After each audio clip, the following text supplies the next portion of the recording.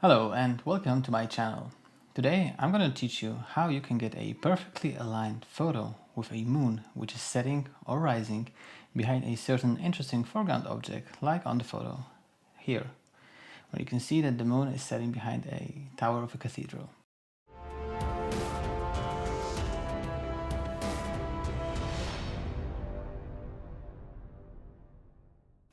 So you need several things to pull that off, but first you need to do some planning. So head over to your web browser and type in app.photoephemeris.com and hit enter. You will be presented with a pretty overwhelming UI at first, but bear with me. Here you need to set a date when you want to take the photo. So in case of the photo you saw in the intro, it was the 7th of April.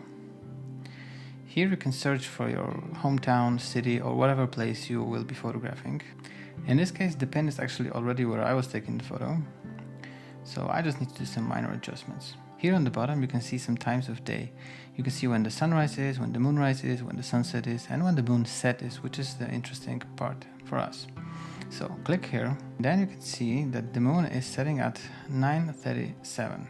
Click over here to bring up the secondary pin, and the secondary pin is the foreground object that you want your moon to be behind. So in my case it was the church that was right here on this hill, and I was standing somewhere here. Here at the bottom you can see that the difference in tilt angle between the place where I was standing and the place where the church was is 6.71 degrees. So if the moon is setting at 0 degrees above the horizon, we won't be able to see it, so we need to back up. So grab this slider and back it up. What this number? Back it up when it's about 7 degrees, somewhere here. So it's 8:45 p.m. And then we see here with this line what's the azimuth of the moon at this time. And you want to align this line with the line between two pins. So I'm just gonna move it gently here, and I advise you to pick a place where you can move around a little bit, because if you miscalculate or something, you can always adjust your position. So I know that I need to stand here, and the moon will be behind the tower of this church at exactly 8:45 p.m. Now you need to head over to your location. You're gonna need a camera and a long lens like this one. This is a 70-300 from Canon. You're gonna need a tripod to stabilize your camera, and I advise to mount one of these mounting rings on the lens, because a long lens is heavy and your camera will be way better balanced if you have one of these to put on the tripod. When it comes to camera settings, I wouldn't recommend shutter speeds longer than 1 second, because with a focal length like 300 millimeters, every little vibration will be very prominent and can ruin your photo. So somewhere around half a second, 1 second.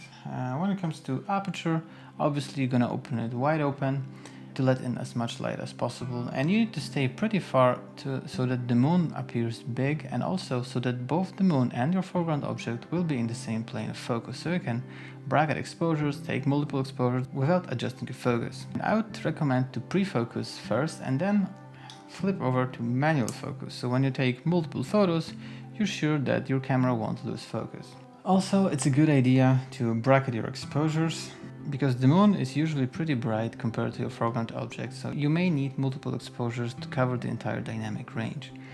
Also, to give your camera a little bit more stability, I would recommend grabbing one of these remote shutter releases. You just plug it in into your camera, and then you click here and you take photos by just pressing a button on this controller without touching the camera on the tripod and causing vibrations. When you have your camera set up, I would recommend to take as many photos as you can, because you never know which composition you will like the best, and also you'll be able to reduce noise by stacking exposures, which I'm going to show you in a moment. So when you have your photos back in Lightroom, select the one that you like the most and do some basic edits. I'm not gonna go too deep into this part, but I would recommend the contrast sliders and clarity sliders for best effects. When you have your photo developed, right click on it, edit in Adobe Photoshop. This will open the file in Photoshop. And then you can see we have a pretty good exposure, but the tower is pretty noisy and we can do something about it. So head over back to Lightroom and select all the exposures with the same composition that your picked photo. Just click on one and holding the shift key, click on the last one. Then you have all of them selected. Right click, edit in, open as layers in Photoshop. This will open all those photos in Photoshop in a single document. In order to reduce the noise in the tower, we're going to need to align all the photos so that the tower is in the exact same position on the canvas. In order to do that, click on one layer, scroll down and holding the shift key, click on the last layer. Go to Edit, Auto Align Layers. You can leave it at Auto, hit OK, and now all your layers should be perfectly adjusted. You can check it by toggling the eyeball here. We can see that the tower stays exactly where it should be. The moon is obviously moving, but that's not a problem. Make sure that all your layers are selected, right click, Convert to Smart Object. Now that you have all your layers as a smart object, make sure it's selected, head over to Layer, Smart Objects, Stack Mode, and choose either Mean or Median. I actually personally like Median, so I'm gonna click on that one. And what it does, and it's stacking all the exposures and taking an average of all the pixels from all the layers using the median algorithm. Now what we need to do is we need to blend in this stacked image with the original exposure here. So right click on this one, duplicate layer, make sure to select the other document and hit OK. Now this layer is also within the document with your original exposure, and if we toggle it back and forth, we can see both layers.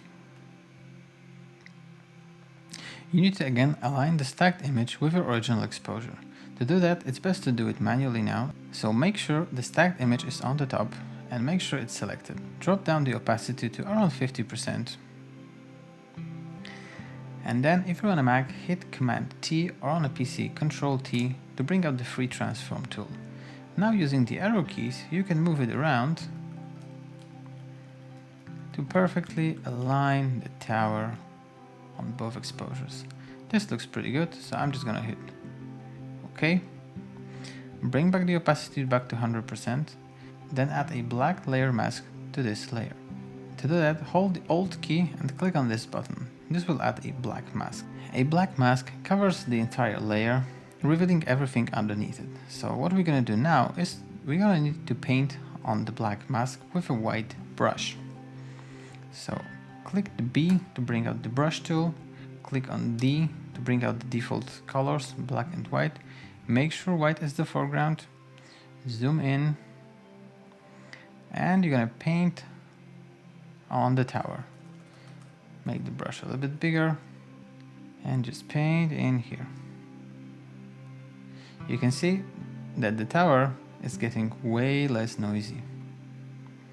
Zoom out, make the brush a little bit bigger and just paint it in. Just painting it in. You can spend as much time as you want. I'm just doing it very quickly for the purpose of this tutorial. And that's basically it. That's our final image. Hope this video helped you. If it did, click that like button down below. It really makes a difference. Also, you can subscribe to the channel because there will be more tutorials coming up, so you don't want to miss out on those. Have a nice day and I'll see you next time. Goodbye.